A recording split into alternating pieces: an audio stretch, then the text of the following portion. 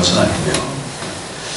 한섬을 얘기하면서도 예수님께서 왜 오셔서 도대체 어떠한 일을 하셨나, 왜 오셨나에 대한 성경 전반적인 부분들을 같이 좀 나누려고 합니다. 여러분에게 크리스마스는 어떤 의미가 있습니까? 매년마다 크리스마스를 이렇게 지내고 계시는데 어떠세요?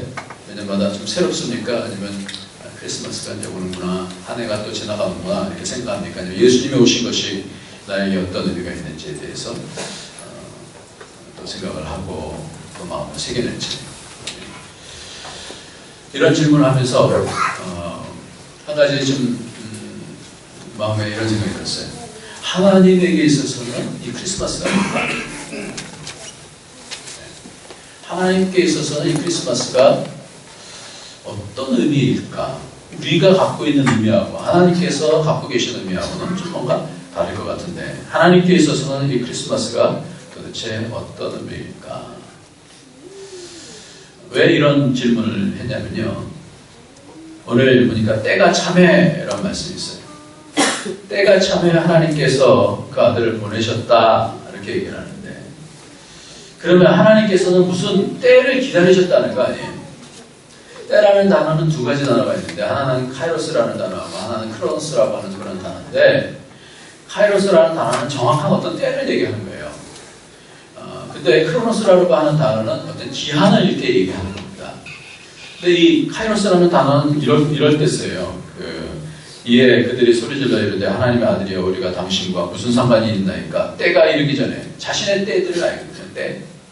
그래서 때가 이르기 전에 우리를 괴롭게 하려고 여기 오셨나이까? 그러면 이렇게 얘기를 하고요.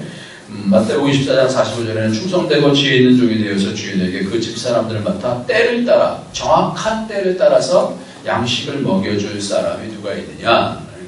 그러니까 교회가 가장 중요한 것은 뭐냐면 정확한 때에 그 사람이 먹을 양식을 먹어야 성장하기 때문에, 이 카이로스라는 것은 정확한 때를 얘기해 주는 거예요. 사람에게는 그 사람에게 필요한 때가, 말씀이 딱 들어가서 그 사람을 변화시킬 수 있는 그런 때들이 있어요. 그런 정확한 때를 카이로스라고 그러지만, 오늘 여기서 때가 찼다라는 것은 기한을 얘기하는 건데요. 기한. 하나님께서는 어떤 생각을 통하여서 그 기한 가운데서 왜 예수님을 그 지금 2000년 전에 딱 이렇게 보내주셨는가? 1000년 후에 보내주실 수도 있고 지금 보내주실 수도 있지 않는가? 아니면 그 전에 보내주실 수도 있지 않는가? 왜 2000년 전에 그때에 때가 찼다라는 의미가 뭘까? 이런 생각을 하게 됩니다. 사도행전 1장 6절에 보면 그들이 모였을 때 예수께 여쭈어 이르되 주께서 이스라엘 나라를 회복하심이 이때니까, 이때서부터 이스라엘 나라가 회복될 것입니까? 이르시되 때와 시기는 아버지께서 자기의 권한에 두셨으니 너희 알 바가 아니라. 하나님의 때가 있는 거예요. 하나님의 때. 전도서에서도 보면은 하나님의 때에 좋은 것을 주신다 이렇게 얘기를 하는데, 하나님의 때, 그러니까 하나님의 기한이 있는 거죠. 하나님의 기한. 이 기한, 왜 하나님께서 이때 예수님을 보내주셨을까 하는 그런 질문을 하게 되어졌어요. 하나님의 마음이 있을 거 아닙니까? 예수님을 이때 보내주신 어떤 마음. 이번에 서한여행을 하는데요. 서한여행을 하면서 박물관을 이렇게 가면서 정말 이렇게 비교됐던 것이 뭐냐면, 이제 서한에 가면은 진시황이 있는 또 가보고, 박물관도 가보고, 그러면서 그 시대하고 성경 시대하고 어떻게 같을까? 이 시대는 성경 시대 어느 시대겠구나 이런 생각을 하면서 이렇게 보니까 참 재밌었어요. 천추 정복 시대, 그 바벨론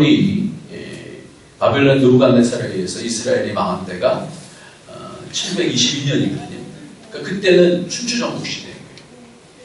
그리고 남유다는 586년에 이렇게 망하게 되어졌는데, 그것도 역시 중국에 있어서는 춘추 정복 시대고, 진나라가 세워진 것은 한 220년이니까 BC 220년이니까 그로부터 한참 뒤인 거죠.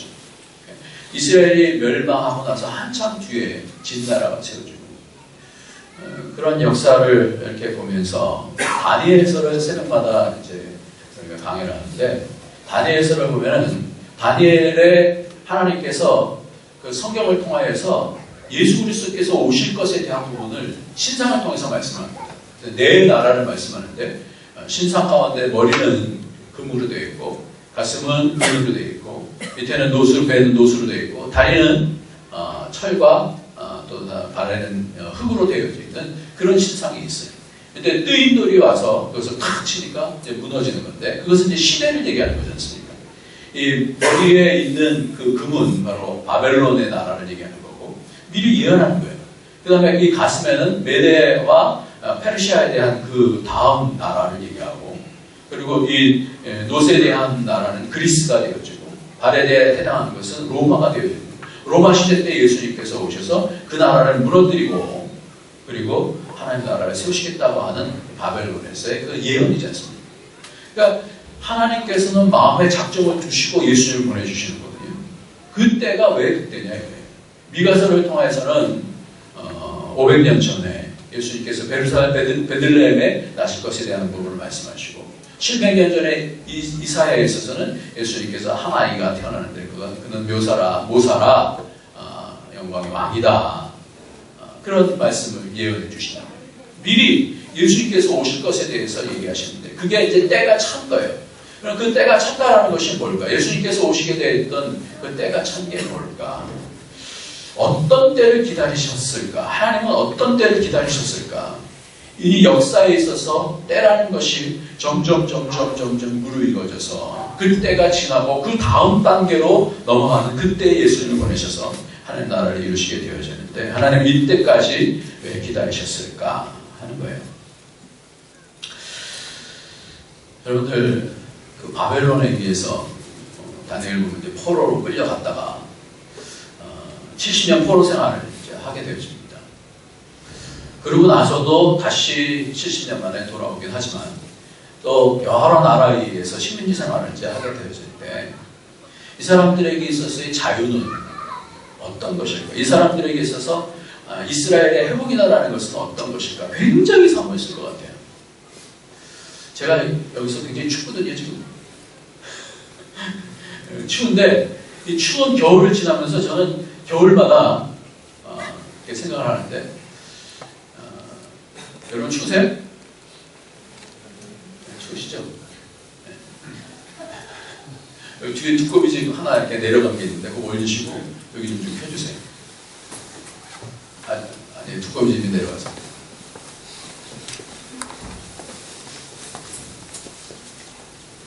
이렇게 이 겨울을 제가 이제 20년 전에 이제 왔는데 너무너무 황량한 거예요. 이 황량한 여기서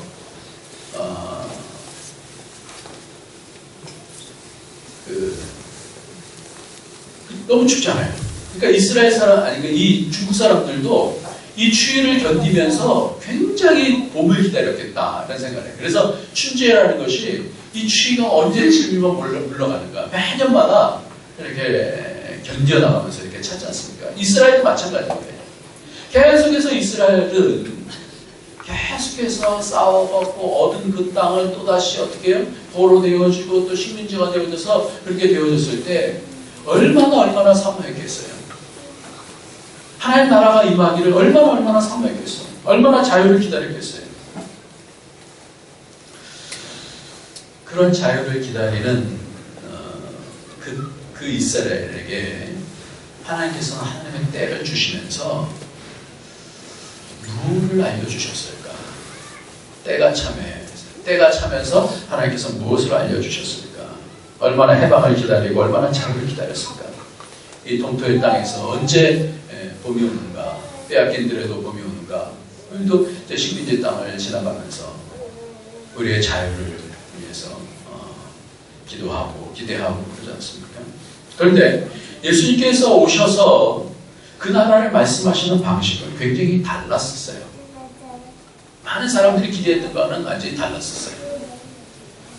그 가운데서 우리가 포인트를 잡을 수 있는 것은 뭐냐면 세례 요한입니다. 세례 요한이 잡히는 것을 통하여서 예수님이 세례 요한의 잡히심을 듣고 나서 공생의 사역을 시작하게 되어져요. 그러니까 이 때라는 것을 하나님만 보고 카운트하시는 것이 아니라 예수님도 이 때를 지금 카운트하시면서 세례 요한이 잡히심을 보고 이제 사역을 하신다는 것이 마가복음 1장 14절에 보면 요한이 잡힌 후 예수께서 갈릴리에 오셔서 하나님의 복음을 전파하여 이르시되 때가 찼고 하나님 나라가 가까웠으니 회개하고 복음을 믿으라 하시더라. 그런데 왜 세례 요한이 왜 잡힌 다음에 그렇게 했을까를, 그러니까 때라는 것을 볼 때는 우리가 가장 중요한 것을 봐야 되는데 그 때는 가장 중요한 단어가 뭐냐면 세례 요한이에요. 세례 요한. 이 말씀을 마태복음에서는요 이렇게 얘기합니다. 내가 진실로 너에게 이르노니 여자가 낳은 자 중에서 세례 요한보다 큰 이가 일어남이 없도다. 그러나 천국에서는 극히 작은 자라도 그보다 크니라. 세례 요한의 때부터 지금까지 천국은 침노를 당하나니 침노하는 자는 빼앗느니라. 모든 선지자 율법에 예언한 것은 요한까지니 만일 너희가 즐겨받을진대 오리라 한 메시아가 엘리야가 곧 이 사람이라. 귀 있는 자는 들을지어다. 이렇게 말씀합니다. 그러면서 이 세례 요한의 때서부터 천국이 침노당한다는 것을 말씀하면서 세례 요한과 바톤 터치를 딱 하면서 예수님께서 사역을 시작한다는 거예요. 세례 요한이 도대체 뭡니까? 선지자와 율법의 시대를 얘기하는 것이 세례 요한의 시대예요. 그러면서 이제는 천국으로 확장되어져요. 그래서 천국을 준비하는 그런 단계를 말씀하시면서 천국이 침노를 당한다. 이렇게 말씀합니다. 여러분 이 단어를 잘 마음속에 새겨두시기 바랍니다. 새로운 시대는 천국이 거저 그 하나님의 회복이 이때입니까? 그런 것이 아니라 기다리는 때가 아니라 어떤 때냐면 천국이 침노당한다라는 거예요. 예수님께서 오시면서는요 그냥 언제 그것이 오나 하나님 나라가 오나 이런 때가 아니다라는 거예요. 이 나라를 하나님 나라는 침노를 당한다는 이 침노라는 단어를 여러분들 마음속에 두시고 예수 그리스도께서 오시면서 우리에게 어떤 것을 주셨길래 하나님 나라가 침노가 되는가라는 것을 우리는 좀 살펴봐야 됩니다. 이 말씀을 비전 드릴 때 같이 나눴었는데 천국이 침노되는데 세례 요한 때부터 딱 세례 요한은 예수님께서 오시는 길을 예비한 사람이에요. 율법의 마지막이에요. 제가 어젯밤에 계속해서 고민을 했어요. 400년 동안 하나님께서 말씀을 안 하시잖아요. 말라기 이후에 400년 동안 말씀을 안 하셔요. 왜 그러고 나서서 세례 요한을 일으키시고 그리고 예수님을 보내셔서 새로운 시대를 만들어 가셨는가? 왜 침묵하셨을까? 400년 동안 하나님께서 침묵하시면서 이제 마지막 때를 딱 준비하고 계시는 것이죠. 침묵의 시대. 그러면서 주시는 말씀이 뭐냐면 말라기 말씀을 주시고 나서 침묵하시는 거예요. 근데 이 말라기 말씀도 누굴 얘기하는 거냐면 세례 요한을 얘기하고 예수님을 얘기하는 거예요. 그런데 왜 하나님께서 침묵하시느냐라는 것을 성경에 말씀을 하면서 새로운 시대가 열릴 때까지 하나님께서 침묵을 하시는데 말라기를 한번 다시 한번 봅시다. 말라기를 보면서 우리 시대는 이제 다른 시대가 되어지는데요. 말라기만 보면 됩니다. 성경 제가 읽어드릴게요. 여기 성경 껴놓으시고 말라기 구약의 맨 마지막에 말라기를 좀 보면서 새로운 시대에 대한 준비를 어떻게 했는가 하는 것을 말씀드리겠습니다. 말라기 3장 16절 말씀부터 보면요. 그때 같이 읽겠습니다. 마지막까지 시작.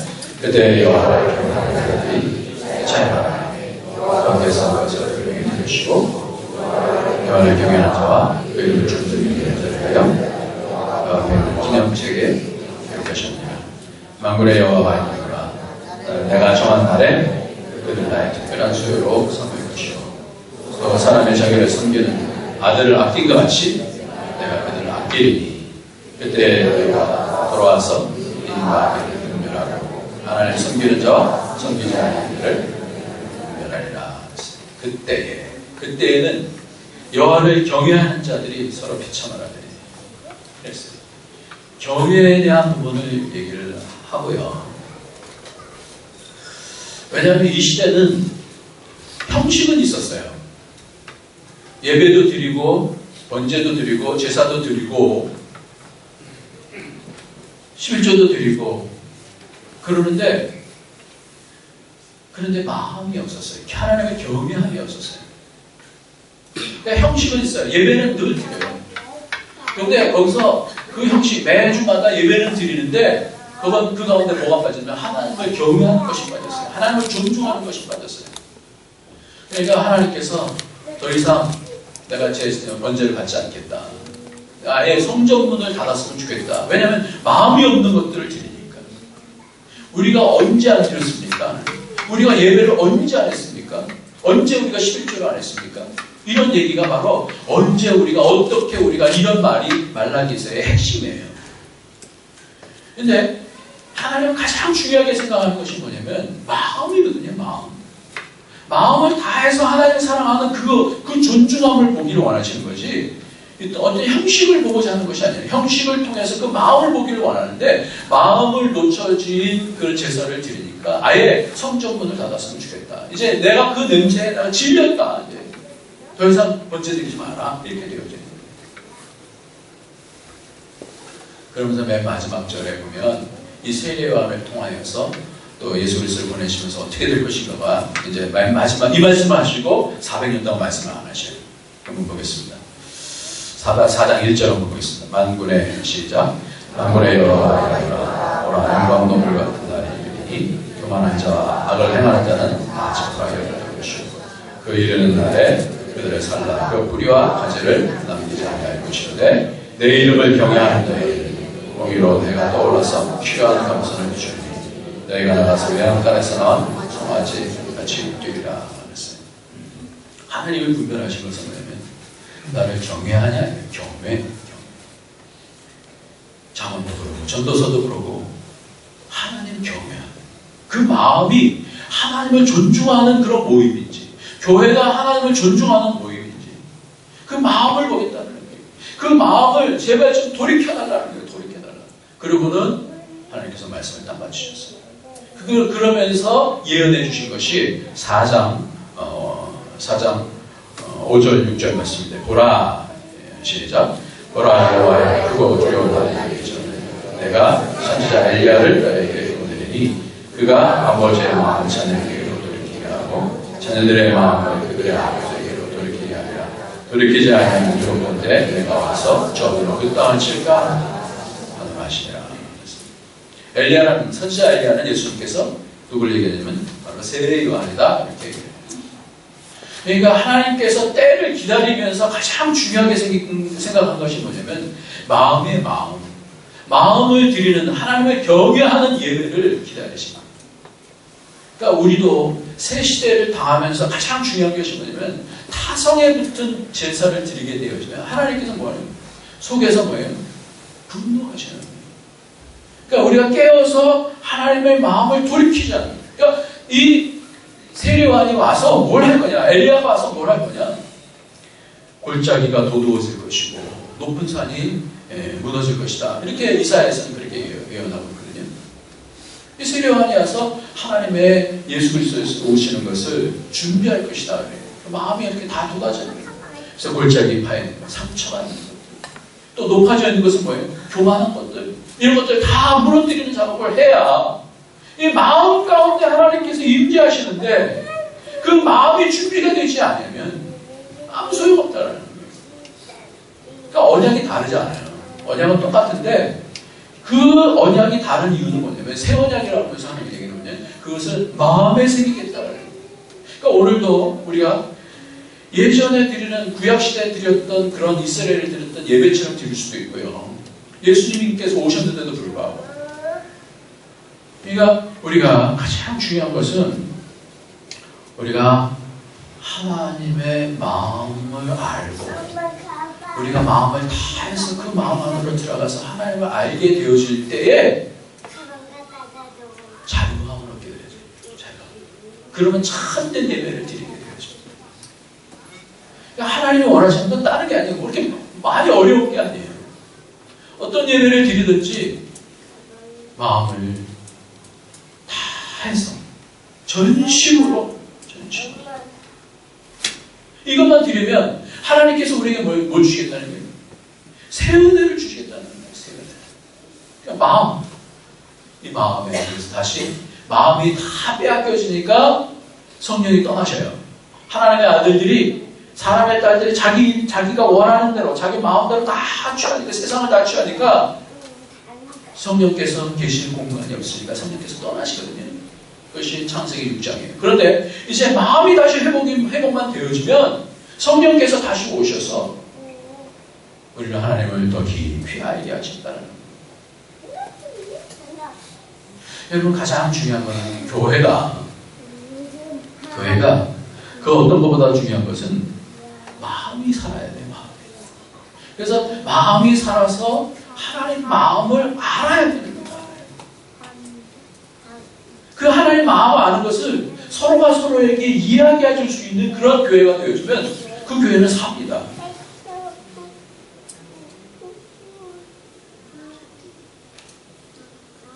오늘 말라기 3장 아까 읽었던 16절에서 3장 16절 그때 여호와를 경외하는 자들이 피차 말하네. 피차 말하네. 간증 얘기를 들으면 우리가 살잖아요. 그러니까 여호와를 아는 것을 마음을 열면 하나님을 깊이 알거든요. 성령께서 다시 오신 이유는 뭐예요? 하나님의 마음을 알게 하시고 하나님의 깊은 것이라도 서치해 가시면서 우리에게 알게 해주시는 거예요. 그러니까 오늘도 여러분 가장 우리가 영을 열어서 해야 되는 작업은 뭐냐면 마음을 다해서 내가 하나님 깊은 마음을 알기를 원합니다. 하나님 사모하게 되어질 때 그때 바른 교회가 되어져요. 그러니까 내 마음에 있는 어떤 상처나 내 마음의 어떤 교만이나 이런 것들 때문에 하나님의 마음에 가지 못하면 그러면 어떻게 되죠? 그 땅은 더럽혀지게 돼요. 그것이 회복이 되어져야 돼요. 그 마음이 회복이 되어져야 돼요. 누가복음 8장에 보면 예수님을 섬겼던 여인들에 대해서 나오는데 이 예수님을 섬기는 이 여인들을 잘 보면은 어떤 사람을 계속해서 얘기하냐면 막달라 마리아라는 사람을 얘기해요. 이 막달라 마리아는 계속해서 예수님을 따라다니면서 예수님의 사역을 섬겨요. 근데 그 사람이 어떻게 섬기게 되었냐면 이 사람은 7 귀신 들린 여자예요. 그 속에 있는 큰 바위 덩어리 같은 것이 빠진 사람이에요. 그러니까 이 사람은 예수님을 계속해서 섬겼을 뿐만 아니라 십자가 아래서도 예수님과 함께 있었어요. 뿐만 아니라 예수님께서 부활하실 때 제일 먼저 달려간 사람이 누구예요? 이 막달라 마리아예요. 제일 먼저 예수님의 부활을 드러내 보여준 사람도 누구예요? 막달라 마리아예요. 그러면서 이 얘기를 하는 거예요. 누가복음 8장에 보면 마음 밭에 대해서 얘기하는데 어떤 것은 길가밭이 있어요. 아무리 말씀이 들어와도 딱딱해진 그런 마음 때문에 씨가 뿌려지지 않아. 그리고 바위밭이 있고 가시떨기밭이 있고 염려와 세상에 대한 염려와 재리의 유혹에 그래서 가시떨기가 막 생기고 단단한 어떤 바위가 있으면 더 이상 기쁨으로 말씀은 받지만 더 이상 들어가지가 않는 거예요. 그러니까 하나님을 알 수가 없어요. 근데 이런 부분들을 어떻게 해요? 회개하라 천국이 가깝다 그러면서 누구 때서부터? 이 세례 요한 때서부터 이런 선포를 하면서 마음을 갈아엎는 거예요. 마음을 갈아엎고 하나님의 뜻을 찾아갈 때에 교회가 어떻게 돼요? 교회의 천국이 말입니다. 그러니까 교회는 뭐냐? 예수님께서 때를 기다리시면서 어느 때까지 기다리시냐? 왜 이 때를 얘기하시느냐? 마음이 가라앉아지는 세례요한을 통해서 높은 것이 낮아지고 골짜기가 도두어지는 이때를 기다리시는 거예요. 왜? 아니면 형식은 의미가 없으니까. 형식은 의미가 없으니까. 그래서 하나님의 마음을 깊이 알게 되어지면 사람은 바뀝니다. 하나님 말씀에 씨앗이 들어가면 사람은 그때 바뀌어요. 하나님이 이런 말씀을 하면 그런 성령께서 그 말씀을 깨닫게 해주시고 우리로 자유케 하시고 자유케. 오늘 갈라디아서 말씀이 그런 말씀이에요. 갈라디아서 말씀 한번 보고 좀 정리하고 마치도록 하겠습니다. 내가 1절 읽겠습니다. 내가 시작. 내가 또 말하노니 유업을 이을 자가 모든 것의 주인이나 어렸을 동안은 종과 다름이 없어서 그 아버지가 정한 때까지 국경과 청지기 아래에 있나니 이와 같이 우리도 어렸을 때 이 세상의 초등학문 안에 있어서 종노릇 하였더니 때가 참에 하나님이 아들을 보내사 여자에게 나게 하시고 율법 아래에서 나게 하신 것은 율법 아래 있는 자를 증명하시고 우리로 아들의 명분을 얻게 하려 하시니라. 너희가 아들이므로 하나님이 그 아버지의 영을 우리 마음에 보내서 가운데 보내서 아빠 아버지라 그렇게 하십니다. 그러니까 구약 시대에는 뭐냐면 형식이에요. 형식을 통해서 하나님 앞에 나가는, 율법을 통해서 하나님 앞에 나가는 거예요. 그러니까 종과 같이 나가는 거예요. 종하고 아들은 차이가 있습니다. 아들은 아버지한테 잘못해도 뭐예요? 가서 빌면 돼요. 아버지 내가 잘못했어요. 자유함이 있어요. 자유함. 아버지를 알기 때문에, 친밀함이 있기 때문에 자유함이 있어요. 그러니까 첫 번째는 뭐냐면 교회가 하나님을 알아야 돼요. 그러면 그 아는 사람은 좀 잘못해도 하나님 앞에 가서 내가 회개하면 되지. 그럼 어떻게 해요? 그냥 자유함이 되죠. 그럼 묶인 것들이 다 풀려요. 근데 아직까지도 율법 아래 있는 사람들은 자유치 못해. 늘 묶여있는 거예요. 늘 종으로 사는 거예요. 그러니까 교회가 어떤 교회가 되어야 되냐면 율법 아래 있는 그런 교회가 아니라 아들로 바뀌어지는 그런 교회가 돼요. 아들의 자유함에 이르는 그런 교회가 되어야 돼요. 그래서 하면 아빠 자유해지는 거예요. 잘못해서 아빠 아버지가 가면 아버지의 본심을 아니까. 예레미야 얘기가 보면 하나님의 본심을 알아야 되는데 하나님의 깊은 마음을 모르고 그냥 뭐 내가 이렇게 하면 좋아하시겠지. 자기 생각을 갖고 그럼 예배가 안 돼요. 예배라는 것은 뭐냐면 하나님이 어떻게 생각하시는지가 중요한 줄 믿습니다. 오늘도 우리가 마음을 드릴 때 우리가 기도도 마찬가지잖아요. 내 기도 막 하고 나면 그리고 끝. 그러면 우리 마음속에 감동이 없어요. 근데 우리가 기도하고 하나님의 말씀을 기다려서 하나님께서 나를 꺾어내시면서 하나님의 마음을 주실 때에는 달라지는 거예요. 마음이. 그럼 내 속에 치료가 있어요. 내가 꺾어지는데 분명히 치료가 있어요. 예배도 마찬가지인 거예요. 예배도 그런 자유가 있어요. 어떨 때 자유가 있느냐? 어떨 때 자유가 있어요? 여러분들 예배 가운데서 자유를 누리시길 예수님의 이름으로 축원합니다. 근데 어떨 때 자유가 있느냐? 주의 마음이 들려지는 자유. 그거 혼내는 것도 괜찮아요. 왜? 아버지가 나 사랑하시니까 혼낸다는 걸 알기 때문에. 그러니까 여러 가지 어려운 일이 있어도요.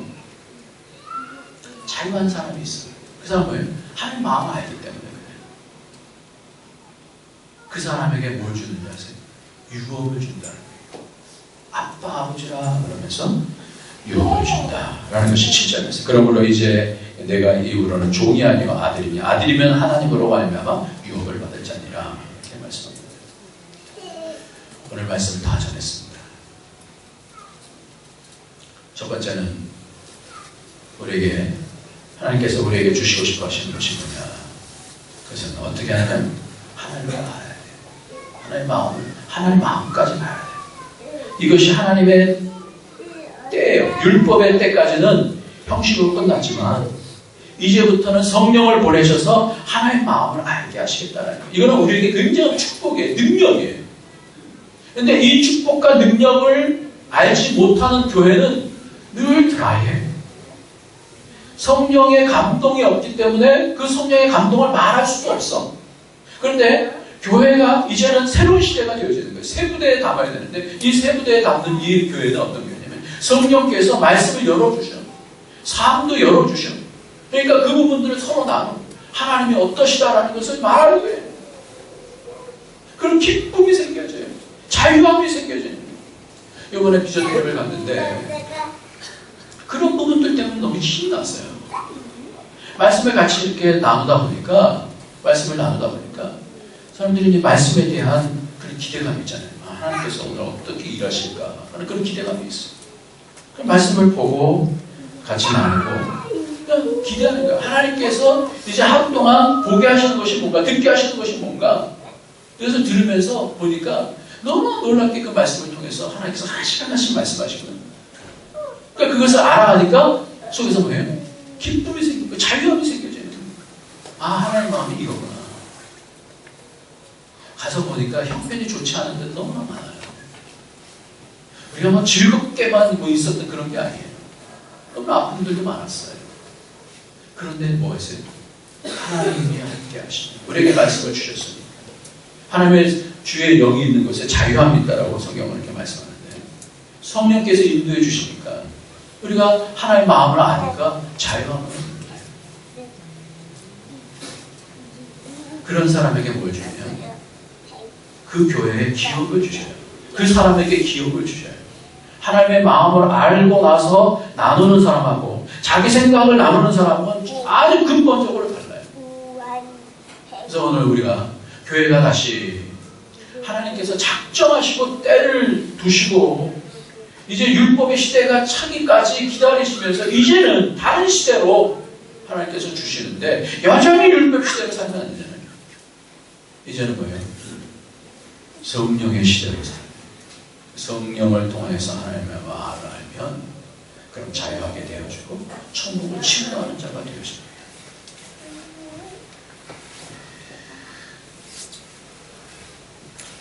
성령께서 우리에게 하나님의 마음을 알려주시면요 어려움들을 잘 극복해 나갈 수 있어요. 요셉과 같은 경우 감옥 같은 데 가면서도 좌절하지 않을 수 있었던 것은 하나님이 저와 함께 하시고 저가 형통하리라. 나중에 형통하다는 말 쓰지 않아요. 미리 형통하였다라 이 말씀을 쓰는 거예요. 여러분들, 여러분이 만약에 대그룹의 회장의 아들이라고 생각해 보세요. 그리고 유업을 받을 자예요. 유업을 받을 자인데 이 사람에게 가장 밑바닥부터 보내요. 그리고 갈고 닦게 합니다. 이게 몽학선생 여기 초등학문 아래 준다는 거예요. 그래서 그 훈련을 다 받게 하는 거예요. 다 받게 하는데 그것을 감내할 수 있는 이유는 뭐냐? 아버지가 누구기 때문에? 회장이기 때문에. 그 소망이 있는 거예요. 내가 나중에 후계자로서 선다라는 걸 알기 때문에 그 여러 가지 어려움들 다 감당할 수 있는 거예요. 마찬가지로 오늘도 하나님 나라를 우리에게 주시려고 할 때 하나님께서 뭐예요? 율법의 기간을 주십니다. 율법의 기간을 두시면서 그것을 순종하게 하시고 꺾어내게 하시고 하나님의 마음을 알면 순종해요. 하나님의 마음을 모르면 순종할 수 없어요. 왜? 자기 생각하고 차 있으니까 순종할 수가 없어요. 그래서 이 세례요한도 맨 마지막에 고민을 했습니다. 감옥에 갇혀서 이제 죽을 날이 얼마 안 있을 때 오실 그이가 바로 그분입니까? 이렇게 물어보는 거예요. 우리가 하나님 마음 알기가 굉장히 쉽지 않아요. 그런데 왜 쉽냐면 이제는 성령을 보내주셨습니다.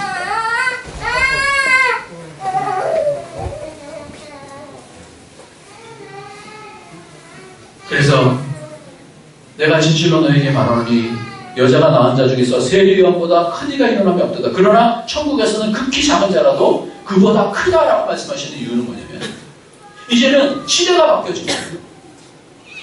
무슨 시대가 됐어요? 성령의 시대가 되었어요. 그러니까 성령을 통해서 천국을 우리는 침노할 수 있는 자가 된 거예요. 할렐루야. 그러니까 하나님의 마음을 성령을 통해서 세례요한은 끝까지 그 마지막 율법의 마지막 시대였기 때문에 힘들었어요. 근데 우리는 성령을 통해서 자유하는 자, 하나님의 마음을 알고 자유하게 되어지고 자유한 자는 어떤 어려움 가운데서도 그 어려움을 통하여서도 하나님 나라를 침노할 수 있는 그런 자가 되어지는 것입니다. 자, 여러분이 그렇게 되어지길 예수님의 이름으로 축원합니다.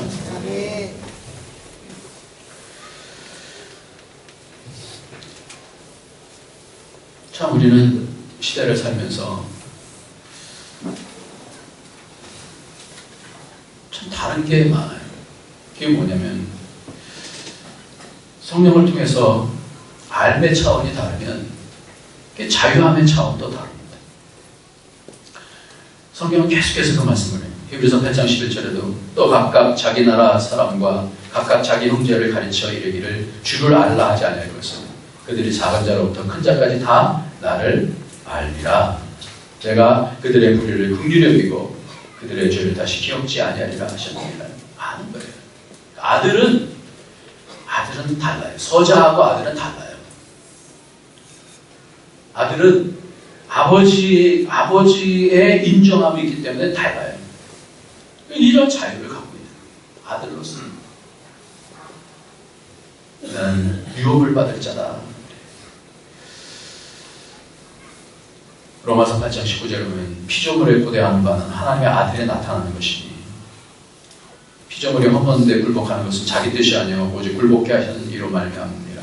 그 바라는 것은 피조물도 썩어짐의 종로를 뜬 데서 해방되어 하나님의 자녀의 영광의 자유에 이르는 것이니라.